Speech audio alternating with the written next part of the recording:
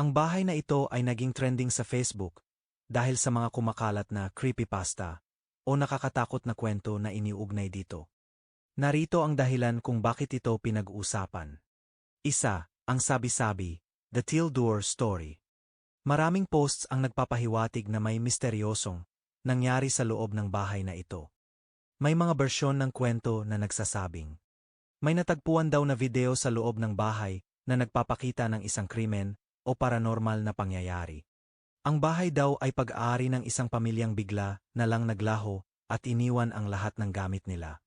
Sinasabi ring haunted ito at sinumang pumasok ay nakakaranas ng hindi maipaliwanag na bagay. Dalawa, ang katotohanan, stock photo lang. Sa totoo lang, ang larawang ito ay isang stock photo.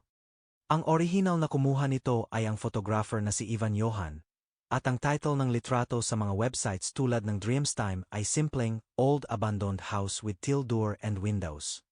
Walang opisyal na record ng anumang krimen o kababalaghan na nangyari sa mismong bahay na nasa litrato.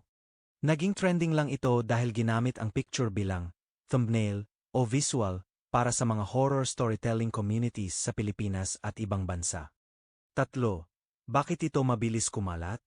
Visual appeal. Ang Tildoor ay agaw atensyon at nagbibigay ng kakaibang vibe na swak sa mga nakakatakot na kwento. Curiosity.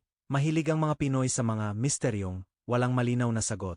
Kaya madaling mag-viral ang mga ganitong, "Do you know the story behind this?" post. Ito ay isang urban legend o internet hoax. Walang katotohanan ang mga nakakatakot na kwento. Ang litrato ay ginamit lamang para takutin o pasikatin ang mga paranormal na pahina sa social media.